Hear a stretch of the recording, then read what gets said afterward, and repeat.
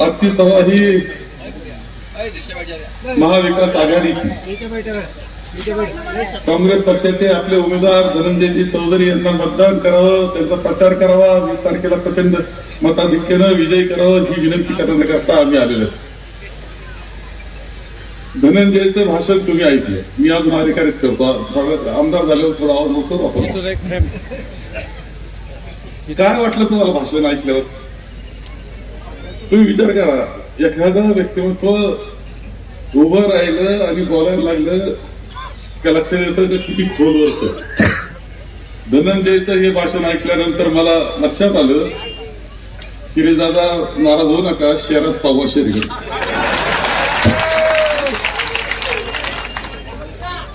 नांदी को आपण नेमक्या प्रश्नाला हात घालणं कसं आहे? गडी तयार आहे आणि तयार दिसतं असं तयार नाही. मॅरेथॉन करता, लांबच्या रनिंग करता तयार. मला एक सहज बनून आपल्या सगळ्यांना सांगायचं, आपल्या जिल्ह्याची घटना ही भूमिपार कशी संपन्न आहे, समृद्ध आहे. यशवंतराव चव्हाण साहेब आले होते आणि त्यावेळेस एका सभामध्ये 25 वर्षाची चुलचुलीत मुलगी तिला भाषण केलं आणि यशवंतराव चव्हाण साहेबांनी त्याला आमदारकीचं तिकीट देऊन टाकलं. त्या प्रतिभाताई पाटील आपल्या आदरणीय व्यक्तिमत्व, त्या आमदार म्हणून तर यशस्वी होत्या, मंत्री म्हणून यशस्वी झाल्या, राज्यपाल व्हायला, देशाच्या राष्ट्रपती बनल्या. हे भाग्य या भूमीचं आहे. आपल्याला अभिमान वाटला पाहिजे. या गोष्टी सोपं नाही. कोण कुठे सापडेल याचा भरोसा नसतो. आणि त्यामुळं ज्यावेळेस आपण तरुण देतो तो कसा देतो? आपण शेतकरी मंडळी बहुतांशी सगळेच आपण ज्यावेळेस देतो आपण पीक करतो त्यावेळेस म्हणतो बियाणं कसं आहे, कोणत्या जातीचं आहे, कसं आहे, काय फळ येईल त्याला, चुकणार तर नाही ना. त्याची काळजी करीतच आपण बियाणं घेतो. कारण बियाणं हे सगळ्यात महत्वाचं असतं. आपण म्हणतो जातीवंत आंबा आहे, खाऊन पहा कसा आहे. आपण म्हणतो चला 4 पोळी आम्हाला लावून पाहतो आम्ही. कधी कधी काही गोष्टी असतात, काही घरांनी असतात की ज्यांचं खूप मोठं उदाहरण असतं. इथे मी आपल्याला अभिमान वाटतो. खरं सांगतो, बोलायचं ठरलं या कुटुंबाच्यावर आणि तुमच्या सगळ्यांवर, तुम्ही बाहेर सुद्धा बोलतो कधी कधी. फैजपूरचं अधिवेशन 1936 साली झालं. महात्मा गांधी इथं आले होते, पंडित जवाहरलाल नेहरू आले होते, वल्लभभाई पटेल आले होते. पहिलं ग्रामीण भागातलं अधिवेशन आपल्या फैजपूरला झालं होतं आणि त्यावेळेस ते धनाजीदारांनी केलं होतं. बरोबर नाही?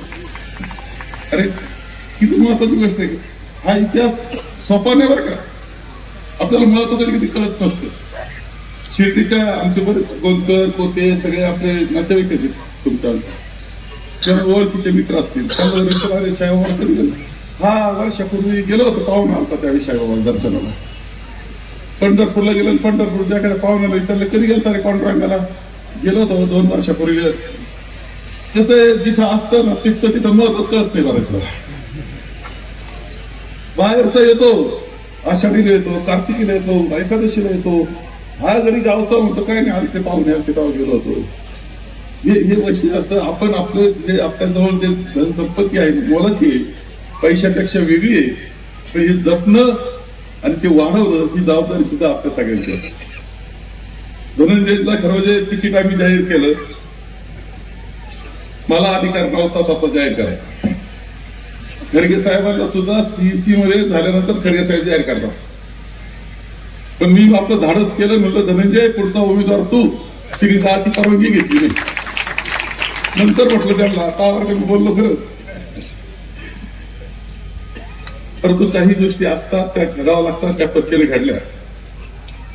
एक उमेदवार म्हणून तरुण माणूस तुमच्या पुढे आलेला आहे, ज्याला कळतं काहीतरी. मी त्यावेळेस एक गोष्ट सांगितली नंदुरबारची, गोवालची. मला उमेदवारच मिळाला नंदुरबार मध्ये. ती सांगितली खरंच सांगतो. आणि ते केसी पाडवी आमचा माझे आमदार तो आला मुलाला घेऊन. तो स्वतः केसी पाडवी तयार होत नव्हता. तो आला बसला बरोबर पोरगा आणला होता. मला आठवण मुलगा काय करतो? हा म्हणे वकील आहे. कुठं हायकोर्टात. हा उमेदवार म्हटलं जाहीर करून टाकले. तो गोवाल मला वरून राहुल गांधी हेलिकॉप्टर उतरत होतं आणि तो सापडत नव्हता. गर्दीत गाडीत बसून आता हेलिकॉप्टर पाहत बसला होता एका गाडीवर राहून. पकडला त्याला राहुल गांधी म्हणला हा उमेदवार आपण. तो परत तयार नव्हता, तो खासदार झाला. आणि पहिलं भाषण पार्लमेंट मधलं सगळ्यात सुंदर भाषण आदिवासी मुलाचं हे त्या गोवालचं झालं. इंग्रजीमध्ये भाषण केलं त्यानं. येत्या विधानसभेमधलं सगळ्यात चांगलं भाषण आजचं भाषण ऐकलं मला असं वाटतं. असतील 4 आणखी येतील असं काही म्हणत नाही, पण धनंजयचं सगळ्यात सुंदर भाषण तुम्हाला ऐकायला मिळेल एवढं तुम्हाला सांगा. तुम्हाला सगळ्यांना काळजी घ्यायची. मग जो वेळ कमी, मला अजून एक सभा करायची आणि पोहोचायचंय पुढं. तुम्हाला सगळ्यांना काळजी घ्यायची. जर हाताशी चांगलं माणूस येत असेल तर ते आपण वाढवलं पाहिजे, ताकद दिली पाहिजे. गोड फळं खायचे असले तर पाणी घालावं लागतं, मशागत करावं लागते, ती करावं लागेल तेव्हा सगळ्यांना.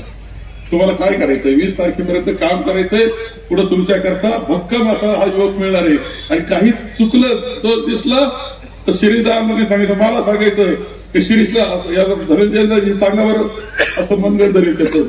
शिरीष असं करायचंय तुला, ही जबाबदारी माझी घेतो, सगळी जबाबदारी मी घेतो, ही जबाबदारी माझी. धनंजय उभा राहतो म्हटल्यानंतर तुम्हाला सांगतो या सर्वे हा प्रकार खूप व्यापक आहे, खूप चांगल्या पद्धतीनं आहे. काम करावं लागेल, यश निश्चित येणार. आणि ज्यावेळेस सुरुवातीचे सर्वे चांगले आले, सगळेच पक्ष सर्वे करतात. या बाबतीत भारतीय जनता पक्ष जास्त पुढे असतो. ज्यावेळेस धनंजय येतो आणि चांगलं हे करतोय, हा उमेदवार होतोय म्हटल्यानंतर काय केलं त्यांनी? एकच गोष्ट केली लक्षात ठेवा, त्यांनी जास्त उद्योग नाही केले. ते तसे अशा रीतीला प्रसिद्ध आहेत भारतीय जनता पक्ष. खोड्या कशा करायचे त्यांनाच नाही जास्त. त्यांनी एकच गोष्ट केली की तुमचे मत खातील कसे असे माणसं उभे करायचा कार्यक्रम केलेला आहे. कोणते मत खातील? त्यांना माहिती आहे की अल्पसंख्याक हा भक्कमपणे काँग्रेसच्या पाठीशी राहतो, मागासवर्गीय बांधव भक्कमपणे काँग्रेसच्या पाठीशी उभा राहतो, हे त्यांना माहिती आहे. तसे चाणक्य ते आदिवासी बांधव भक्कमपणे काँग्रेसच्या पाठीशी उभा राहतो, हे त्यांना माहिती आहे. मग यांचे मत खाण्याकरता कोणता उभं करायचं एवढा कार्यक्रम त्यांनी केलेला आहे. तुम्ही फसायचं नाही, लक्षात ठेवा.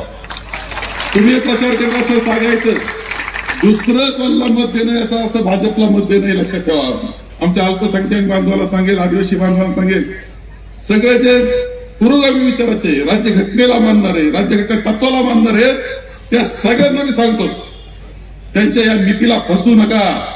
कुणी उभा असला तरी फसू नका.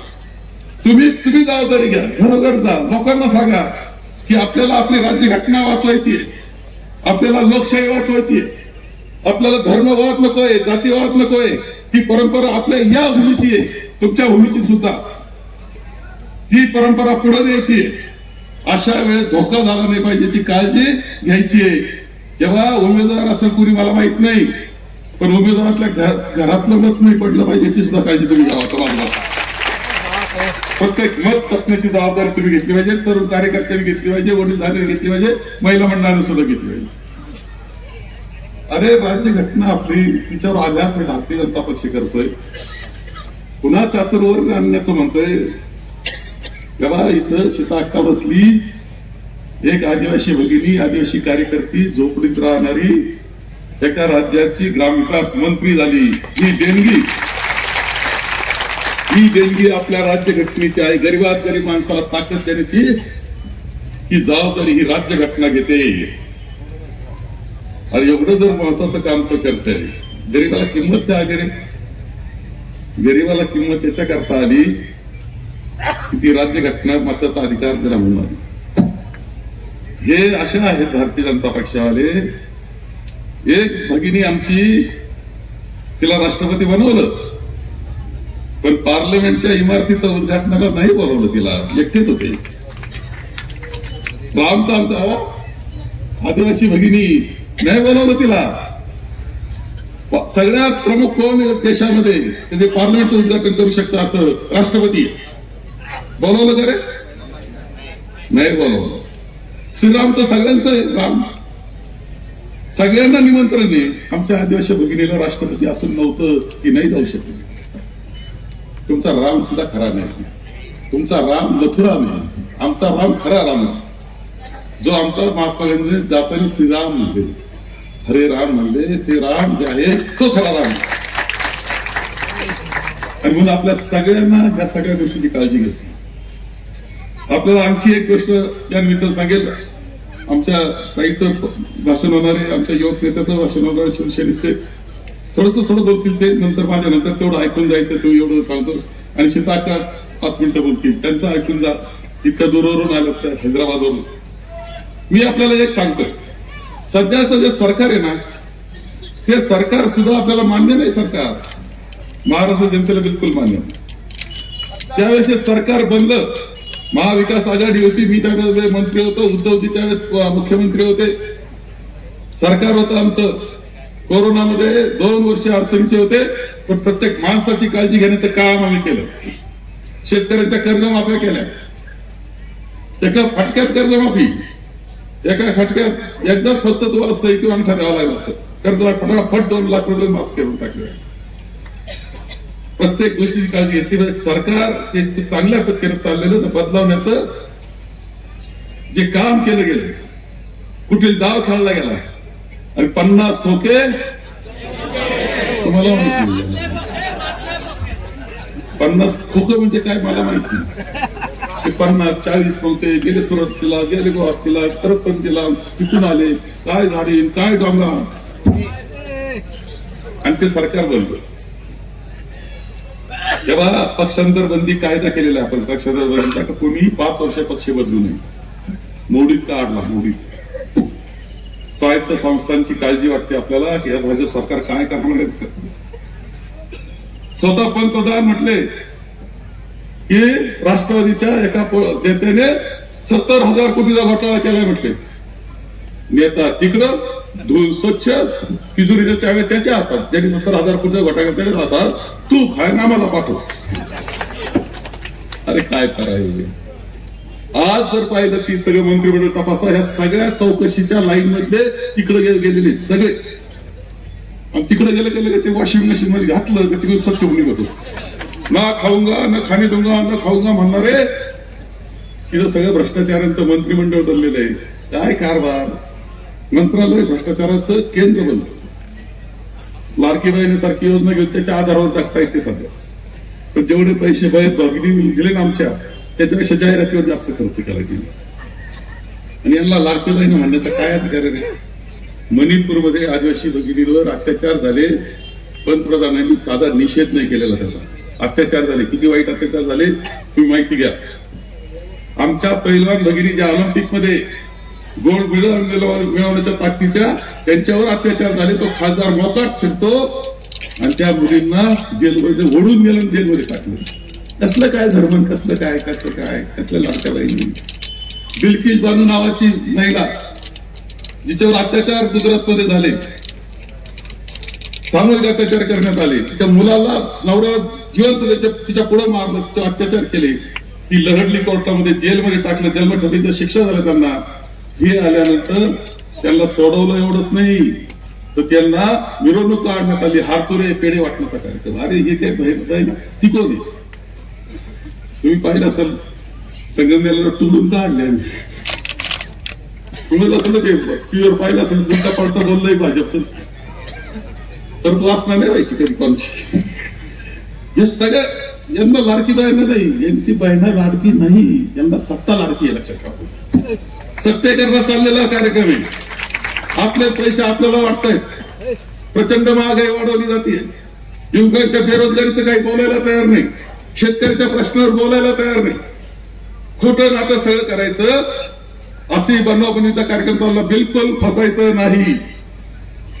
आपण चांगलं काम महाराष्ट्रानं केंद्राचा इतिहास घडवला. आपण जे मोदी सरकार म्हणत होते, आता मोदी सरकार म्हणत नाही, ते आता खाली आणून ठेवलं त्यांना. आता हे सरकार घालवणं ही आपल्या सगळ्यांची जबाबदारी. आणि ही जबाबदारी पार पाडत असताना आपल्या सगळ्यांना धनंजयला तिथं पाठवायचंय, आपला एक प्रतिनिधी म्हणून पाठवायचंय. आणि मला खात्री आहे अत्यंत यशस्वी असा आमदार आपला होणार आहे, अत्यंत यशस्वी. तुम्हाला अभिमान वाटेल असं काम आपल्या कुटुंबातला मुलगा आमदार होतोय आणि अत्यंत यशस्वी काम करतो. हे फार भाग्याची गोष्ट तुम्हाला आहे. हे कुटुंब आपलं सगळ्यांचं एकत्र कुटुंब आहे तुमच्या सगळ्यांचं. आणि म्हणून ही सगळी जबाबदारी आपण पार पाडायची. म्हणून 20 तारखेपर्यंत माझी विनंती आहे, चुकीचं काही घडू नये. तेव्हा देवा धर्माचं नाव सांगतात, धर्मात माणसात भेद निर्माण करतात, जातीत भेद निर्माण करतात, मताची पोळी वाजवून सत्तेवर जाण्याचा प्रयोग करतात. म्हणून इथं काही मंडळी फिरत असते धर्माचं नाव घेऊन धर्म वाचायचा म्हणून. आपण सगळेजण आहे ना, धर्म तर मानतो, रामाला मानतो आपण. आपला वारकरी संप्रदाय आहे. जो वारकरी संप्रदाय हा समतेचा विचार सांगणार आहे. संत ज्ञानेश्वरापासून तर फार सगळे संत तुकाराम असतील, संत चोखामेळा असेल, संत गाडगे महाराज असतील, संत दोरोबा कुंभार असेल, संत सावतामाळी असेल, सगळे नरेंद्र. अरे पहा, हे सगळे आपले. तुम्ही पहा, हे सगळे संत सांगतात एकच विचार समतेचा, आणि तो राज्यघटनेत आलेला आहे. भारतरत्न डॉक्टर बाबासाहेब आंबेडकर असे की मायागार होते, ते संतांचे विचार राज्यघटनेत आले. विचार आपले कोणते सगळ्यांना बरोबर होतं. आणि तुम्ही जर धर्माचे जातीचे भांडण करीत असाल तर देश कधी पुढे जाणार आहे? याला देश पुढे जाण्याचं काही नाही. यांना मुठभर धनदांडन करता काम करायचं आहे. त्यांचं धनदांडनला त्यांचे कसा तो पहिल्या नंबरला जगामध्ये श्रीमंत होऊन याच्याकरता काम करणारं भारतीय जनता पक्ष आहे, त्यांचं सरकार आहे. सगळ्या योजना आपल्या सगळ्या मोठे प्रकल्प गुजरातला पळवून गेले. आणि आमचे हे महायुतीचे सगळे नेते मूग गिळून गप बसले. हे लक्षात घ्या तुम्ही सगळे. आणि म्हणून आपल्या सगळ्यांना नम्र विनंती मी करतो. विनंती करण्याकरता म्हणून मुद्दा मी आलेला आहे. सीता अक्का आलेले आहेत. आपल्या सगळ्यांना विनंती करीन. शिंदेताई तर तुमच्या त्यामुळे सगळ्यांना सांगतो, काही नाही, आपला एक निर्णय, एक चुकीचा निर्धार. धनंजय चौधरी आमदार. एक चुकीचा निर्णय, धनंजय चौधरी आमदार. त्याला एवढंच काम करा. तुम्हाला सगळ्यांना त्या कार्यकर्ता शुभेच्छा देतो. माझे 2 शब्द संपवतो. आदरणीय सीता अक्काचं भाषण ऐकल्याशिवाय कुणी जायचं नाही एवढं सांगतो आणि माझे 2 शब्द संपून मला त्यांनी परवानगी द्या. थोड़ा आपका भाषा लैंग्वेज प्रॉब्लम होता. इधर हमारा यंगेस्ट कैंडिडेट धनंजय चौधरी आपका सेवा करने के लिए आ रहे हैं. उनके बहुत बहुत कंग्रेचुलेशन बोल रहा हूँ. हमारा सीनियर नेता सुरेश श्री चौधरी जी, प्रतिभा ताई जी, अदर हमारा सीनियर नेता सावंत जी, सीनियर नेता यहाँ मंच पर, हमारा महाविकास आघाड़ी नेता को सबको नमस्कार. मैं तेलंगाना से ग्रामीण विकास, महिला बाल विकास मंत्री हूँ. इसके पहले एक आदिवासी परिवार से आया हूँ. ये नॉर्थ महाराष्ट्र में मुझको अगले हमारा नाजर हुसैन को ये कोऑर्डिनेशन के लिए हमको इधर इंचार्ज दिया, इसलिए हम ये चुनाव में काम करने के लिए इधर आया हूँ. ये महाराष्ट्र कितना गलती पॉलिटिक्स बीजेपी कर रहे हैं आपको देख रहे हैं. महाराष्ट्र एकता और संस्कृति का धरती है, मगर बीजेपी वाला किधर देखो परिवार को तोड़ रहे, पार्टी को तोड़ रहे, आम जनता को तोड़ रहे, सबको तोड़ रहे. आदानी अंबानी प्रधानी वो जोड़ रहे, ये वो जोड़ रहे हैं. इसलिए इधर महाविकास आघाड़ी का अभ्यर्थी को जिताना चाहिए, यही मेरा विनती है. हम देख रहे गलती बात दुष्प्रचार हमारा कांग्रेस पार्टी पर कर रहे हैं. तेलंगाना में गारंटी कुछ नहीं कर रहे ऐसा बोल रहे. कर्नाटक में कांग्रेस इम्प्लीमेंटेशन नहीं कर रहे, उनको गारंटी ऐसा दुष्प्रचार झूठा बात बीजेपी वाला उनका भ्रष्टाचार है यति बोल रहे हैं. हम दिसंबर 7 में लास्ट ईयर में दिसंबर 7 में प्रमाण स्वीकार करा. दिसंबर 9 सोनिया अम्मा का बर्थडे है. उस समय में उनका मैडम का बर्थडे समय में पहले एक वादा किया, हम जरूर तेलंगाना फॉर्मेशन करूंगा बोला। वो वादा सोनियम्मा फुलफिल किया। उस समय में हम 7 दिसंबर में अधिकार आया, प्रमाण स्वीकार किया हमारा मुख्यमंत्री रेवंत रेड्डी जी। हम मंत्रिमंडली 9 तारीख दिसंबर सोनियम्मा का बर्थडे से हम ताई लोगों को फ्री बस बोला, वो चालू किया। हम एक आदमी को 10 लाख तक फ्री ट्रीटमेंट, आरोग्य हेल्थ के लिए फ्री ट्रीटमेंट 10 लाख तक देता बोला, गारंटी दिया, वो करवा रहे।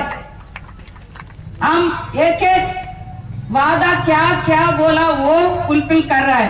अभी हर एक घर को हर एक महीना को 200 यूनिट तक हर एक आदमी को घर को फ्री बिजली दे रहा हूं। घर निर्माण के लिए 5 लाख दे रहे हैं। 2000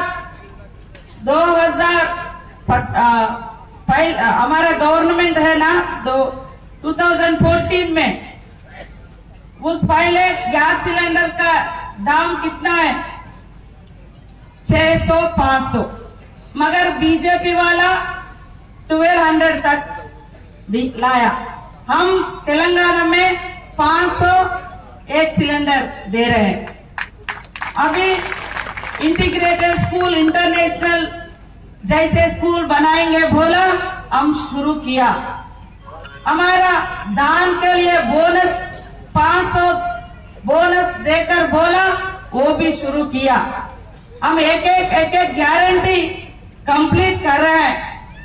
1 साल भी नहीं होगा अभी, मगर बीजेपी वाला उनको झूठा प्रॉमिसेस का आपको मालूम है। एमपी इलेक्शन में कुछ नहीं गारंटी चाहिए हमको, मोदी का गारंटी इनफ बोला, वही है हमारा गारंटी बोला। मगर उनका गारंटी 10 साल से, उनका झूठा बात 10 साल से क्या किया? पूरा जनता को लूटिंग कर रहे, अदानी को अंबानी को दे रहे, जनता को तोड़ रहे, वो अमीर वालों को जोड़ रहे। मैं काला धन लाऊंगा, हर एक अकाउंट में 15 लाख देता हूं बोला, मगर वो किया? अभी तक नहीं किया। किसान के लिए हर एक महीने 2000 पेंशन देता हूं बोला मोदी जी, वो नहीं करा अभी तक। महाराष्ट्र में ये बीजेपी गवर्नमेंट में ज्यादा किसानों आत्महत्या हो गया, आपको पूरा मालूम। हमारा तेलंगाना में ये 15 दिन में हमारा रेवंत रेड्डी, राहुल गांधी का, मल्लिकार्जुन खड़गे का गाइडेंस में ये 15 दिन में 18,500 तक एक किसान को 2-2 लाख कर्जा माफ किया। 18,500 करोड़ कर्जा माफी किया। वो मोदी कुछ नहीं किया किसानों लोगों के लिए, वो बीजेपी वाला कुछ नहीं किया, वो बात झूठा बात बोलने वाला। इसलिए यंग महाराष्ट्र में यंगेस्ट यूथ लीडर आ रहे हैं आपके सेवा करने के लिए। एक बार सोचो, ये बीजेपी उनका भ्रष्टाचार्य युति को नहीं सुना उनका बात। सबको एक मौका महाविकासी आघाड़ी को दीजिए, हम अच्छा करेंगे। कांग्रेस पार्टी महाविकास आघाड़ी क्या बोलेंगे, क्या बोलते, वो जरूर करने वाला है, जरूर करेंगे। मैं आपको अगले बार विनती करूंगा, young and dynamic leader Dhananjay Chaudhary आपका बेटा जैसा, आपका भैया जैसा, आपका फैमिली आदमी है, इसलिए उनका पंजा का वोट दीजिए, चुनाव ये इलेक्शन में उनको जिताओ। नमस्कार। कुछ मिस्टेक होते माफी करो। शिवाजी महाराज, फुले शाहू आंबेडकरांची भूमी आहे, इथे कधी खोटं चालणार नाही। आणि म्हणून अतिशय ठामपणे आपल्याला सगळ्यांना भावांनो आणि बहिणींनो काही गोष्टी लक्षामध्ये घेतल्या पाहिजे। मी मागच्या वेळेस धनंजय राऊतचा फॉर्म भरायला आली तेव्हा काही गोष्टी बोलली होती। मी तुम्हाला सांगितलं होतं की इथून जवळ 50-60 किलोमीटर वरती असणारा जामनेरचा गिरीश महाजन, त्यांना काही लोक पिस्तुल्या पण म्हणतात, का बरं म्हणतात मला नाही माहिती, तुम्हाला माहिती, मला नाही माहिती। आणि आता तर नवीनच अनेक गोष्टी ऐकते, पण ते उपोषणाला बसले होते 2012ला, म्हणे कापसाला 10,000 रुपये मिळाले पाहिजे आणि सोयाबीनला 7,000 रुपये मिळाले पाहिजे। अरे बरोबर 12 वर्ष झाले, एक तप पण उलटलं। आज आमच्या सोयाबीनला 3,800-4,000 भाव मिळतो आहे आणि त्यावेळेस 2000ला भाव होता 5,000। तुम्ही तो कमी केला आणि शेतकऱ्यांच्या डोळ्यामध्ये आसू आणलं। तुम्ही कापसाला भाव कमी केला कारण तुम्ही परदेशामधनं कापसाच्या गाठी आयात केल्या। भावांनो आणि बहिणींनो, एक लक्षात ठेवा, आमच्या बहिणींना 1,500 रुपये देतात। मी नेहमी एकनाथ शिंदेला सांगते, एकनाथ शिंदे, आम्ही काड्या पेटी घेतो, आम्ही धोतर घेतो, आम्ही काही पुस्तक घेतो, आम्ही वही घेतो आणि त्या टॅक्स भरतो, त्या टॅक्स मधनं तू आमच्या बहिणींना पैसे देतो। तू तर सभेमध्ये असा बोलतो जसं तुझ्या बापाच्या घरून देतो। त्यामुळे ही गोष्ट आपण लक्षामध्ये घेतली पाहिजे। आणि म्हणून मला तुम्हाला सांगायचंय भावांनो आणि बहिणींनो, एका बाजूला बहिणीला 1,500 रुपये द्यायचे आणि दुसऱ्या बाजूला म्हणजे बहिणीला लाडकं म्हणायचं आणि मेवण्याला मात्र दोडकं करायचं आणि 15,000 रुपये त्याच्या खिशातनं दर महिन्याला काढून घ्यायचं। हे षडयंत्र आपण चालू देणार नाही, कारण शेतकऱ्याच्या खतावरती 18% जीएसटी। आपण जर चुकून हॉटेलमध्ये जेवायला गेलो आणि 100 रुपयाचं बिल झालं तर नरेंद्र मोदी 18 रुपये आपल्याकडून काढून घेतो, तिथं बी आपल्याला सोडत नाही।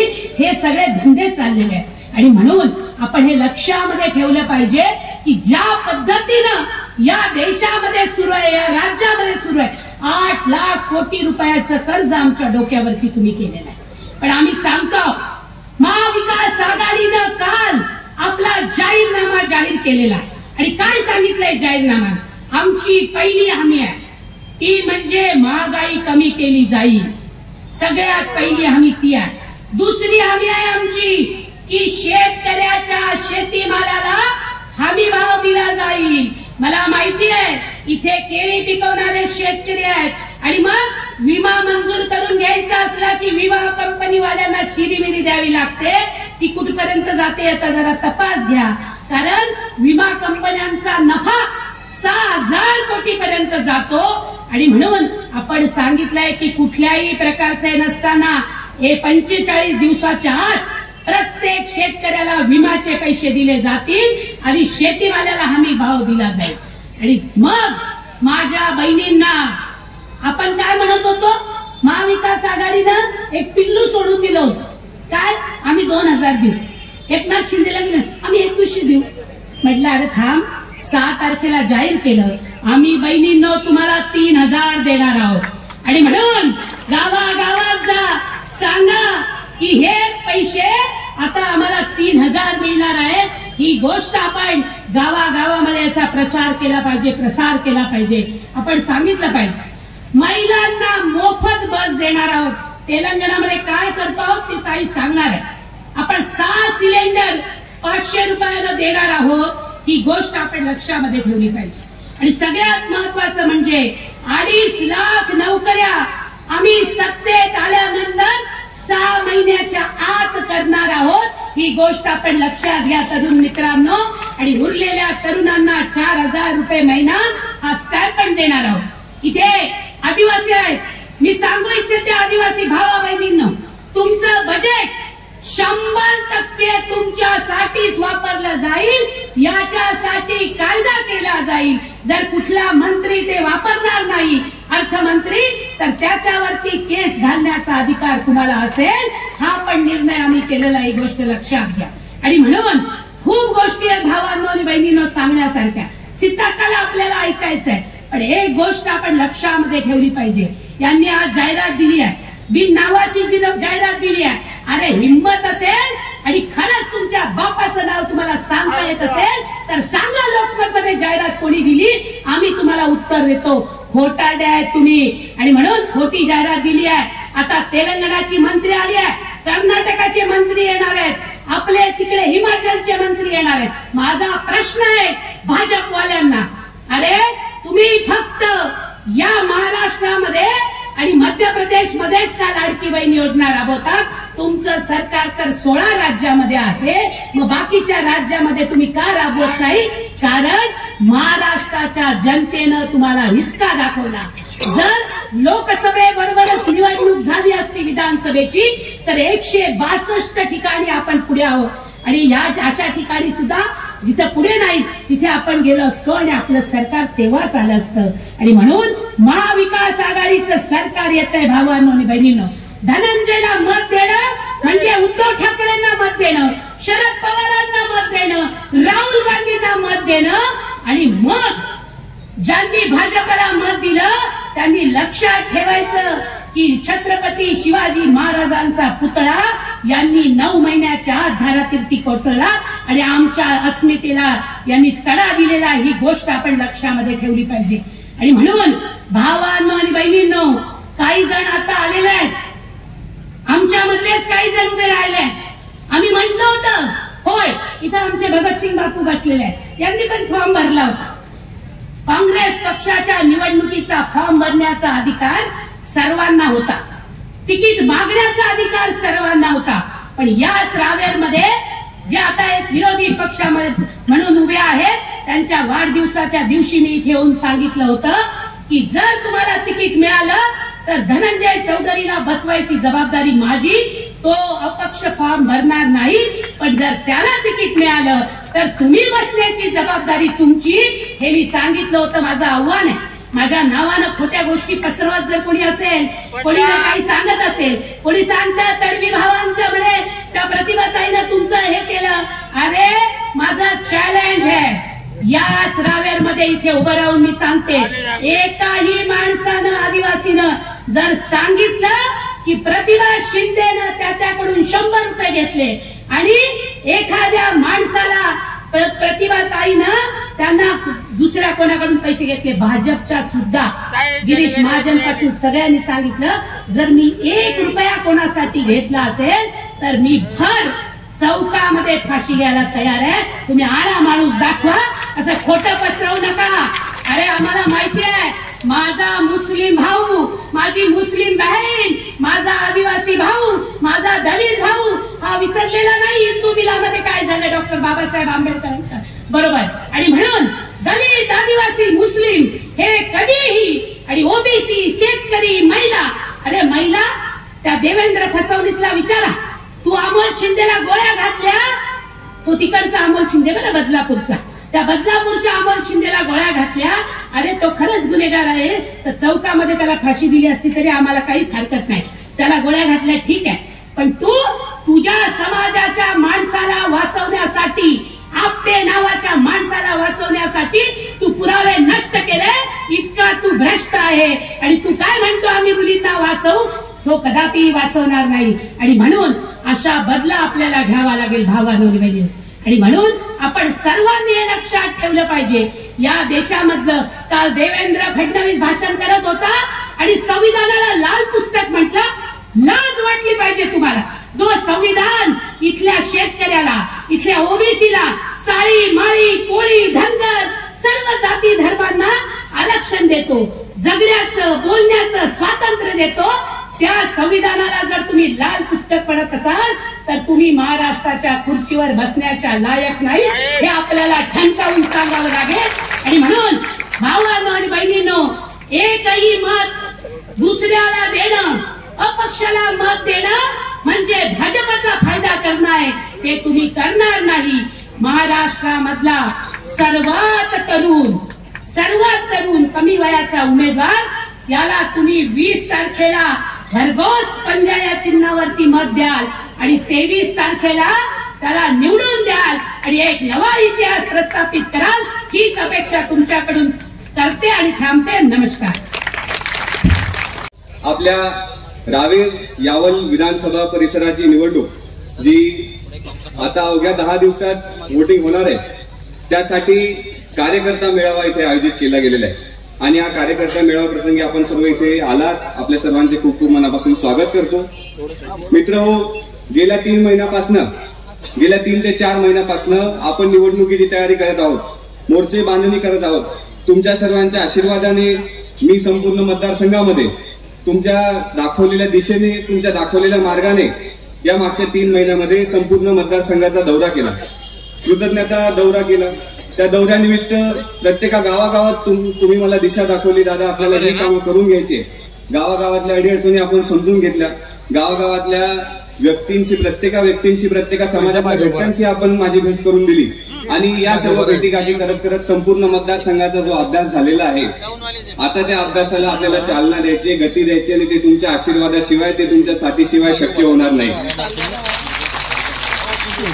आपण जे इथे जमलेलो आहे, आपला रावेर यावल परिसर आपण जो इकडे पाहतो, हा अत्यंत सुजलाम सफलाम परिसर आहे, हे सर्वांना मान्यच करावं लागेल. खरं तर या परिसरामध्ये सिंचनाची गंगा आली, या परिसरामध्ये शिक्षणाची गंगा आली, या परिसरामध्ये कृषी क्षेत्रामध्ये आपण फार उत्तर प्रगती केली. पण त्याच्या सोबत उद्योगात आपण मागे राहिलो. उद्योगावरती जास्तीत जास्त भर देऊन या पुढच्या काळामध्ये काम करणं गरजेचं आहे. कारण मला असं प्रामाणिकपणे व्यक्तिगत मला वाटतं की एकदा जर कधी उद्योग एका परिसरात, एका तालुक्यात, एका शहरात जेव्हा येतो, तेव्हा त्या शहराचा सर्वांगीण विकास होतो. आता तो विकास म्हणजे कसा? फक्त उद्योग उभा राहिला आणि तरी थोड्याफार नोकऱ्या निर्माण झाल्या तसा विकास नाही. मोठे उद्योग जर कधी आपल्या परिसरामध्ये शेतीवरती निर्माण होणारी उद्योग आली, जर कधी शेतीपूरक व्यवसाय आपल्याकडे सुरू लागले, त्याच्या सोबत आपल्या परिसरातलं इन्फ्रास्ट्रक्चर सुद्धा बदलेल. इन्फ्रास्ट्रक्चर म्हणजे रस्ते, नवीन गोष्टी आपल्या परिसरामध्ये येतील. साहजिकरित्या नवीन वेगवेगळ्या गोष्टी आपल्या परिसरात उघडत राहतील. आणि त्याच्या सोबत आपल्या प्रत्येका युवकाला, आपल्या प्रत्येका नागरिकाला हाताला काम कसं मिळेल याच्यावरती जास्तीत जास्त तो परिणामकारक ठरू शकेल. म्हणून आपल्याला या औद्योगिक विकासावरती जास्तीत जास्त आम्हाला सर्वांना आपल्या सर्वांच्या आशीर्वादानेच भर द्यायचा आहे. त्याच्या सोबत तुम्ही सर्व शेतकऱ्यांची परिस्थिती पाहताय. अतिशय दयनीय परिस्थिती आपल्या सर्व शेतकरी बांधवांची झालेली आहे. इथे महाविकास आघाडीचे सर्व पदाधिकारी, कार्यकर्ते उपस्थित आहेत. त्याच्यामुळे फक्त आठवण करून देऊ इच्छितो की मित्रांनो, आपण केळी पट्ट्यासाठी ओळखला जातो. आपण सर्वात जास्त इथे केळी लागवड करतो. आणि आपल्या परिसरासाठी एक वरदान ठरणारी योजना जी आहे, पीक विमा योजना, केळीचा समावेश जो आहे पीक विमा योजनामध्ये काँग्रेस आणि महाविकास आघाडी, महाआघाडीच्या सरकारनेच करून दाखवलेलं आहे. बाकी कोणी करू शकलं नाही. आणि हे सर्व श्रेय जे ते काँग्रेस पक्षाला आणि काँग्रेस पक्षाच्या समविचारी पक्षांना जातं. कारण यांनी आपल्या केळीच्या बळीराजाची जी आहे ती अडचण समजली आणि याच्यावरती योजना उभ्या केल्या, योजना उपलब्ध केल्या आणि जनतेपर्यंत पोहोचवण्याचं काम केलं. पण सध्याच्या सरकारने त्याच्यावरती काय केलं की प्रत्येका शेतकऱ्याला अडचण कशा प्रकारे येईल अशा प्रकारची परिस्थिती निर्माण केली. शेतकऱ्यांच्या योजना त्यांच्यापर्यंत वेळेवरती पोहोचणार नाही. त्यांचे पैसे, त्यांचे अनुदान, ठिबक अनुदान असेल त्या सर्व पोहोचणार नाही. विम्यांसाठी सुद्धा आपल्या रावेर यावल तालुक्यातल्या, मुक्ताईनगर, चोपडा तालुक्यातल्या सर्व शेतकऱ्यांना अधिकाऱ्यांच्या मागे सातत्याने फिरावं लागतंय. आणि ही हक्काची आपली योजना जी आहे त्याच्यासाठी आपल्याला एवढी लोटांगणं घालावी लागतात. हे सर्व खापर जे त्या सरकारचं खापर आहे आणि त्यांनी आपल्या शेतकऱ्यांवरती केलेला हा अन्याय आहे. आपल्याला वाटू लागलं की आता याच्या पुढच्या काळामध्ये किमान सरकार शेतकऱ्यांना न्याय देणारी एकतरी योजना आणेल. आणि ती त्यांनी एका प्रकारे आणण्याचा प्रयत्न सुद्धा केला. त्यांनी सांगले की आम्ही सर्व सरसकट वीज बिल माफ करू. तर आमच्याकडे 7.5चा हॉर्स पॉवरचा पंप लागतच नाही. आमच्याकडे मुळात 10 आणि 15 हॉर्स पॉवरचे पंप जी आहेत ती वापरली जातात. आणि त्याच्यामुळे या योजनेचा फायदा आमच्या एकाही शेतकऱ्याला नाही. या सर्व बारीक गोष्टी या सरकारने लक्षात घेतल्या पाहिजे होत्या. महाविकास आघाडी परिवारातर्फे आम्ही वारंवार निवेदन दिले, वारंवार मागणी केली, पण या सरकारने काही त्या गोष्टीवरती लक्ष दिलेलं नाही. म्हणून ही सर्व परिस्थिती आहे. डीबीटी योजना जी आहे, त्या सगळ्या योजना ज्या आहेत, शेतकऱ्यांच्या फायद्याच्या ज्या सगळ्या योजना आहेत, त्या सर्व योजना कशा गतिमानपणे चालू शकतील आणि कशा प्रकारे शेतकऱ्यांपर्यंत पोहोचू शकतील, या सर्व गोष्टींवरती माझा जास्तीत जास्त तुमच्या सर्वांच्या, परत एकदा सांगतो, तुमच्या सर्वांच्या आशीर्वादाने आणि मार्गदर्शनाने भर असणार आहे. याच्या सोबतच आपल्या परिसरामध्ये कारणीभूत असलेले विविध समाज, धर्म, आपण एकोप्याने आपला परिसर राहतो. संपूर्ण रावेर यावल मतदारसंघाची किंवा जळगाव जिल्ह्याची एका प्रकारे दशाच आपली अशी आहे की आपण एकोप्याने राहतो. पण समाजकंटक भावना ज्या आहेत त्या पेरल्या जातातच, पण प्रामुख्याने या सोबतच ज्या घटकांवरती अन्याय झाला त्या घटकांचा विकास करण्यासाठी, त्या घटकांना त्या दशेतून वरती उचलण्यासाठी जास्तीत जास्त बारकाईने आम्ही सर्व काम करून दाखवणारच आहोत. आणि शेवटी फक्त एवढंच सांगतो की सध्याची आपल्या पूर्ण महाराष्ट्र राज्यामधली महिलांवरती होणाऱ्या अत्याचाराची तुम्ही सर्व बातम्या ज्या आहे आपण सर्व पाहत असतो. या बातम्या ज्या असतात आपण ऐकल्यावरतीच आपला जीव हादरून जातो, आपण हालून जातो की 3-3, 4-4 वर्षाच्या मुलींना सुद्धा आपल्या महाराष्ट्र राज्यामध्ये सुरक्षा नाही.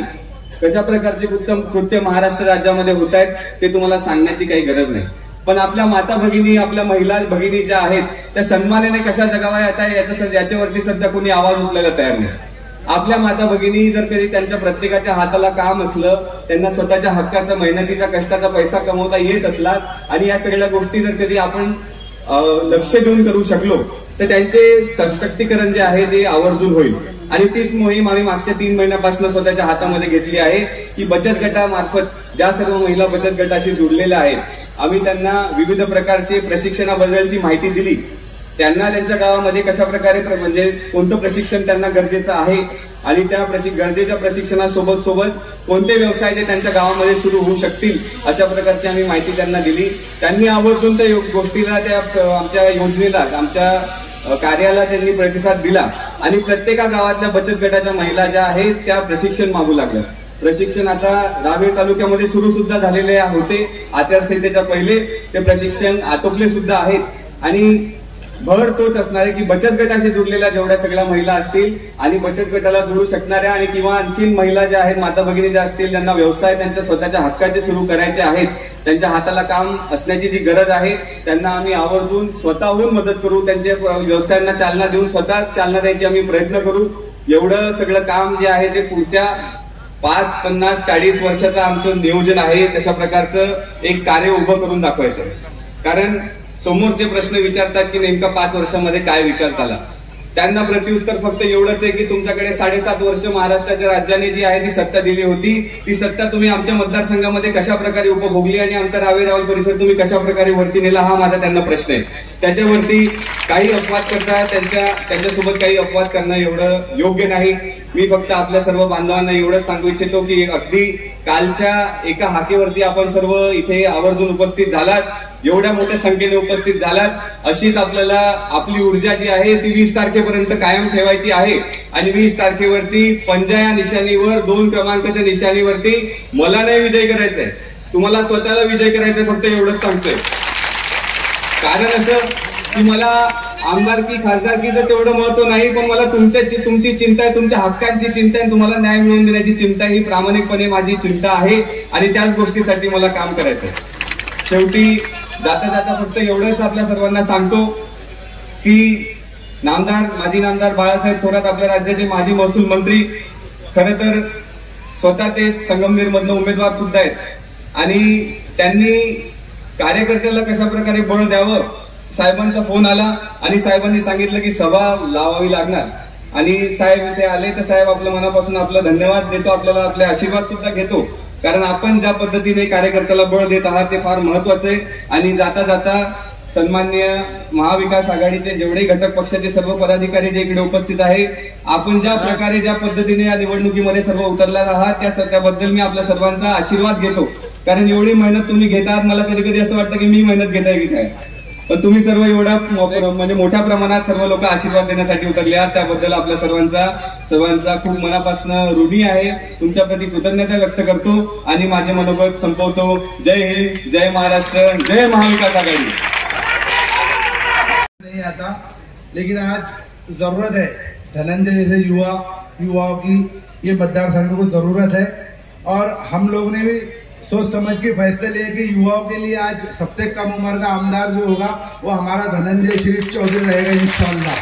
और मैं सभी भाइयों से बहनों से इनसे गुजारिश करता हूँ कि इस बार धनंजय को आमदार बनाने के लिए जो मुश्किलें हैं रावेर मतदार संघ की, जो अभी मुश्किलें पूरी, जो जैसा कि नेशनल हाईवे का विषय है, किसानों का विषय है, वो पूरी ताकत से हमारे प्रश्न सभा के अंदर उठाएंगे, विधान भवन के अंदर.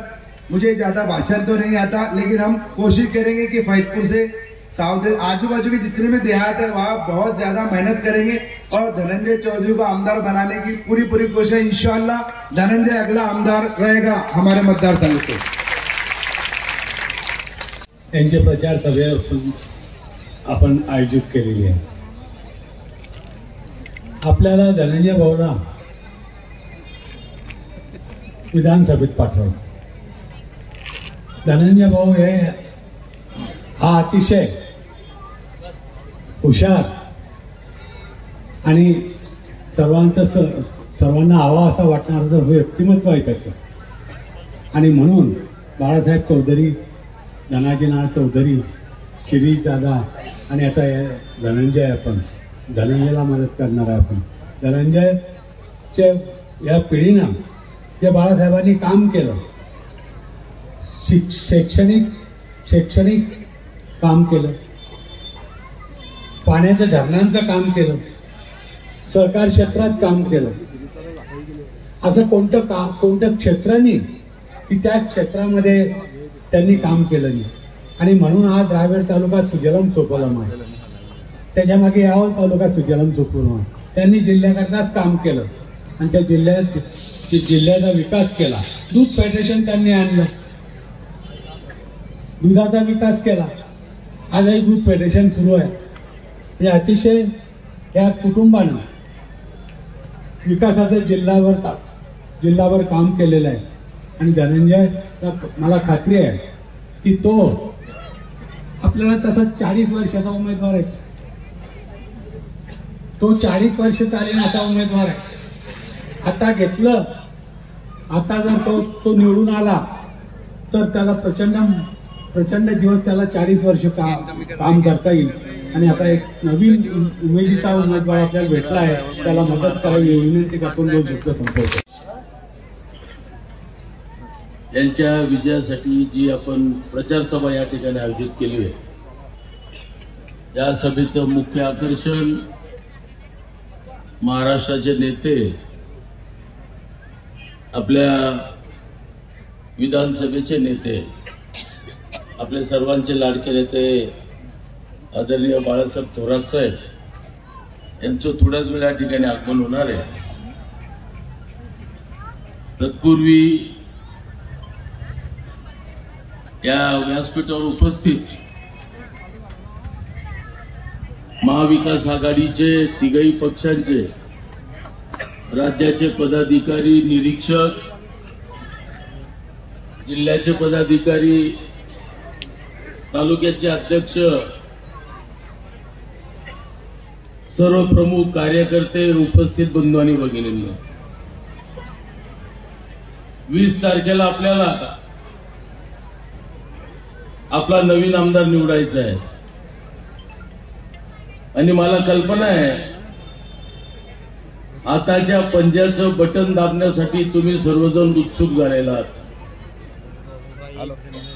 विधानसभेच्या निवडणुका सुरू झाल्यानंतर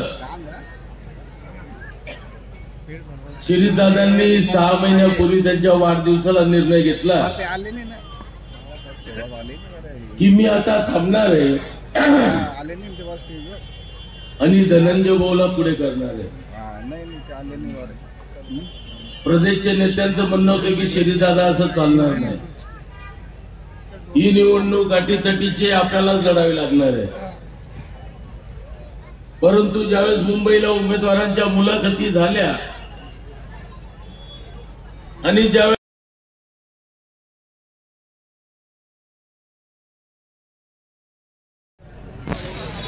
आदरणीय रमेश दादा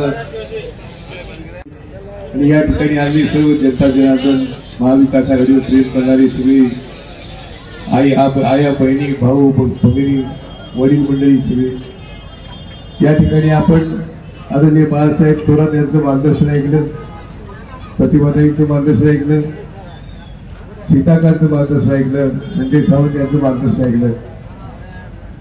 आपल्या सगळ्यांचा लाडका आणि आपला मुलगा चिरंजीव धनंजयदा या निवडणुकीला उभे आहेत। आपण साऱ्यांनी त्यांना आशीर्वाद द्यावे आणि त्यांना विजयी करावं ही आवाहन मी आपल्याला या ठिकाणी करणार आहे। या ठिकाणी घराणेशाही आणि परंपरेचा उल्लेख केला गेला. मी आपल्याला नम्रपणे सांगू इच्छितो की घराणेशाही जर असली तर ती फक्त सेवेची आहे. या पलीकडे कोणताही उद्देश नाही.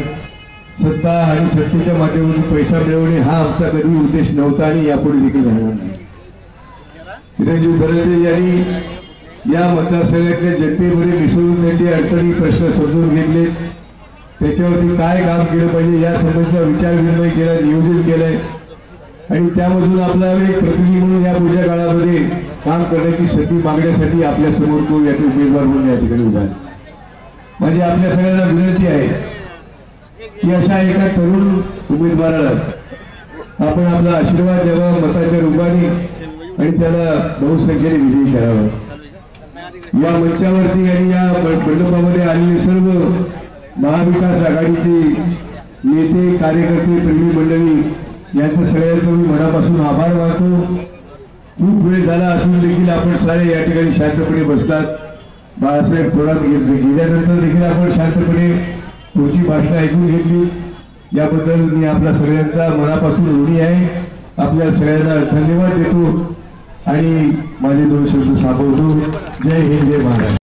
लेवा जगत यूट्यूब चॅनलमध्ये आपलं स्वागत आहे. आपल्या परिसरातील ताज्या घडामोडी बघण्याकरता आमचे चॅनल सबस्क्राईब करा आणि आपल्या मोबाईलवर बघा ताज्या बातम्या व कमेंट करून प्रतिक्रिया जरूर कळवा. बघत रहा लेवा जगत. धन्यवाद.